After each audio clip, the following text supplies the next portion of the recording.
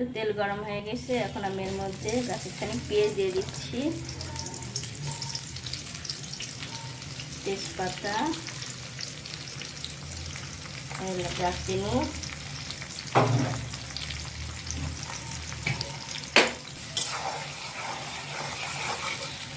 পেঁয়াজটা একটু নেড়ে চেড়ে নিচ্ছি। এখন এর মধ্যে আমি একে একে মশলাগুলো দিয়ে দেব। 2 চামচ আদা রসুন পেঁয়াজ পেস্ট, এর মধ্যে আমি আদা রসুন পেঁয়াজ জিরা দিয়ে একসাথে পেস্ট করে নিচ্ছি। 1 চামচের মতন শুকনা মরিচ পেস্ট করে নিচ্ছি। শুকনো মরিচটা পাটায় বেটে এভাবে দিলে তরকারির রঙটা খুব ভালো হয়। এর মধ্যে আমি আরও 1 চামচ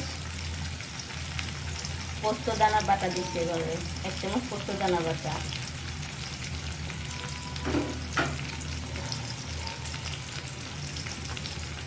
1 চামচের মতন হলুদ দিয়ে দিলাম,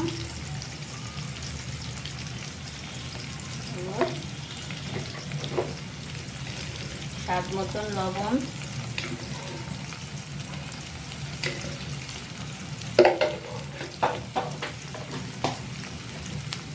এখন আমি কিছুক্ষণ এটা নাড়াচাড়া করব।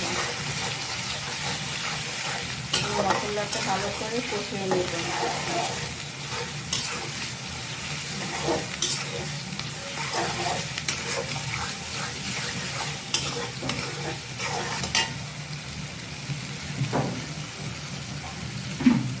কষানোর সময় অল্প একটু পানি দিলে মশলাটা পুড়ে যাবে না, সুন্দর মতন কষানো হবে।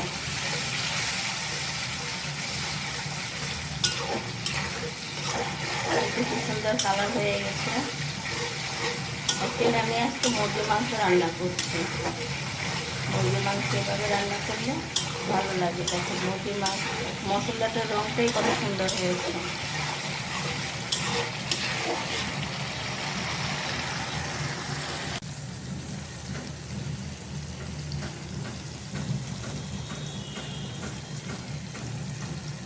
মশলা কষানো হয়ে গেছে, এখন আমি এর মধ্যে মাংস দিয়ে দেবো। মুরগির মাংস আমি আজকে রান্না করছি।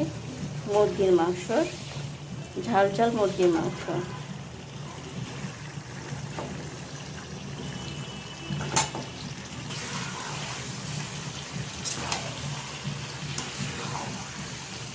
এই দেখো কি সুন্দর কালার হয়েছে।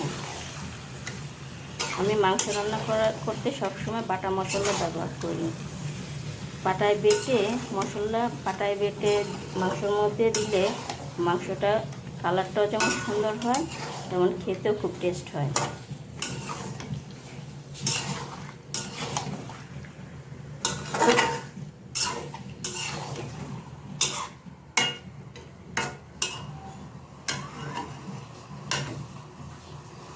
তো এখন হচ্ছে মাংসটা আমি চুলাটা লো হিটে রেখে মাংসটা এখন হচ্ছে ঢেকে দিব।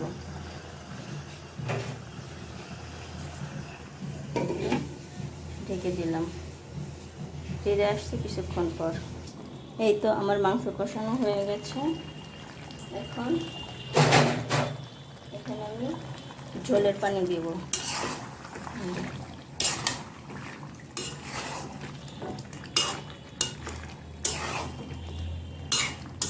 ওয়াও, কি সুন্দর ঘ্রাণ বের হচ্ছে।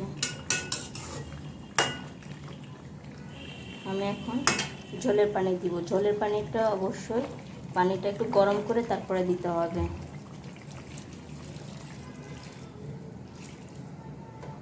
ঝোলের পানি দিয়ে দিলাম।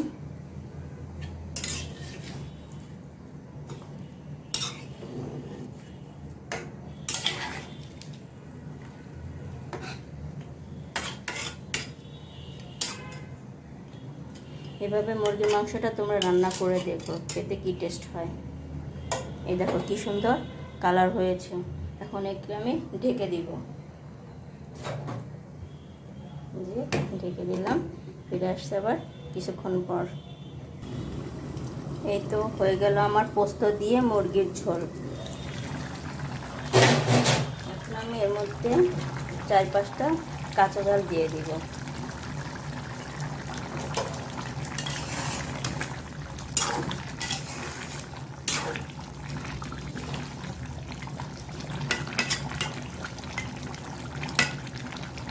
কি সুন্দর কালার হয়েছে,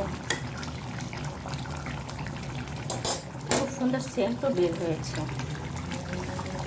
তাহলে বন্ধুরা, আমার পোস্ত দিয়ে মুরগির ঝোল রান্না কেমন হলো তোমরা কমেন্টে জানিও সবাই। আল্লাহ হাফেজ।